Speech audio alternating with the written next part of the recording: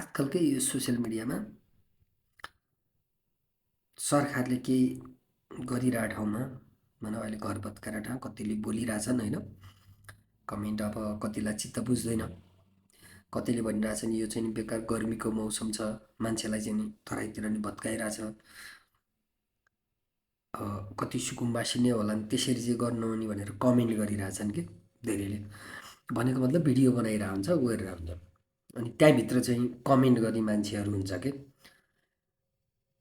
रन्डीका छोरा, कुकुर, अब अरू शब्द त नभनौँ होइन, यस्ता शब्दहरू जुन बोलिरहेका हुन्छन्। अनि तिनीहरूको प्रोफाइल खोलेर हेऱ्यो अनि तिनीहरू के गरिरहेको हुन्छ भने ढाका टोपी लाएर फोटो खिचेर राखिरहेको हुन्छ कि आफ्नो प्रोफाइलमा। तपाईँले ढाका टोपी लाएर त्यो शब्द बोल्न तपाईँलाई अधिकार छ। सोसियल मिडियामा कसैले फरक विचार राख्दैमा तपाईँले मन परी भनेर गाली गर्नु तपाईँहरू मान्छे हो के को? अनि कोही कतिजना हुन्छ के चाहिँ होइन राजनीतिक नेता, तपाईँले चाहिँ कसैलाई गाली गर्नको लागि तपाईँसँग केही प्रमाण छ? प्रमाणै भयो नि तपाईँले गाली गर्ने हो। यदि गाली गर्ने, गर्ने, कुट्ने, मार्ने, पिट्ने सबै थरी हो भने कानुन, अदालत, प्रशासनका कुरा किन गर्नुहुन्छ? सोसियल मिडियामा तपाईँले राम्रो शब्दले नि त कमेन्ट गरेर कसैलाई राम्रो चाहिँ होइन, तपाईँलाई एउटा राम्रो शब्दले मान्छेलाई पक्लक्क ढाल्ने गरी बोल्न सकिन्छ, सकिँदैन र? त्यो गर्न सकिन्छ नि। तर अधिकांश मान्छेको तपाईँ प्रोफाइल खोलेर हेर्नु तिनीहरूको होइन, यति अपशब्द बोलेको त अब कुरै भएन। बाबुलाई गाली गरेको छ, आमालाई गाली गरेको छ होइन, दुनियाँ थरी भनेर गाली गरिरहेको छ चाहिँ उसलाई चाहिँ नि। तपाईँले कुनै पनि राजनीतिज्ञ आउँदैमा त्यसले सबै कुरा समाधान गर्न सक्छ नेपालमा? गर्न सक्दैन नि, गर्दैछ नि। हो तपाईँले त्यो हेर्दै जानुहोस् न, उसले भनिरहेछ त तपाईँ हेर्दै जानुहोस् भन्न सक्नुहुन्छ। ओहो यस्तो कमेन्ट चाहिँ यस्तो गरेको हुन्छ, यस्तो शब्दहरू प्रयोग गरेको हुन्छ। अब अहिले चाहिँ जस्तो राष्ट्रिय स्वतन्त्र पार्टी भन्ने पार्टीको जुन अहिले भएको गभर्मेन्टमा भएको चाहिँ मान्छे चाहिँ देवदूत, पुरा उनीहरूले चाहिँ गल्ती नै गर्दैनन् जस्तो गरी चाहिँ नि यसरी बोल्नुहुन्छ, यसरी बोल्नुहुन्छ कमेन्ट।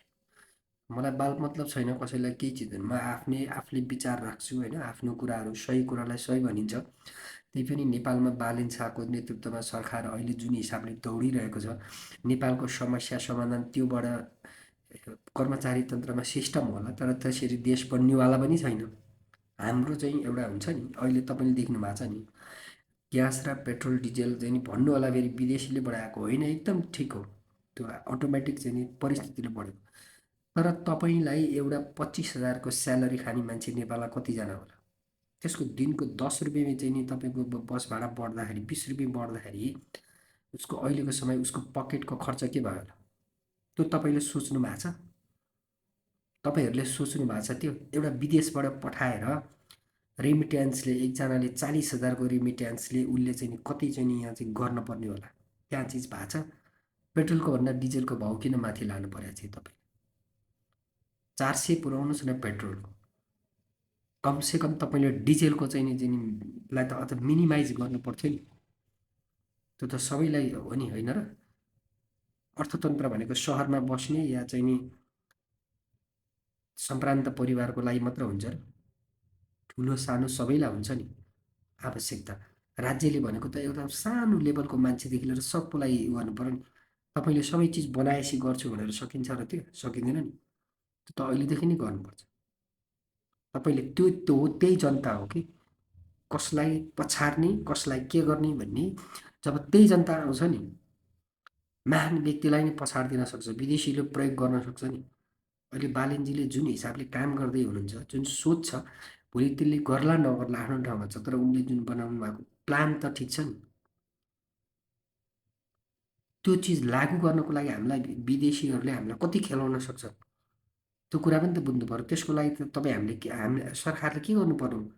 जसलाई प्रयोग गर्न सक्छ त्यो जनतालाई चाहिँ ठिकमा ल्याउनु पऱ्यो, त्यसलाई पनि शान्त पार्न सक्नु पऱ्यो। अर्को कुरा के छ फेरि भने नेपालमा जति चाहिँ बालेन शाहको पपुलारिटी जति छिटो बढिरहेछ नि, त्यति नै बालेन शाहजीलाई पनि खतरा कहाँबाट छ भन्दा एसपिपी।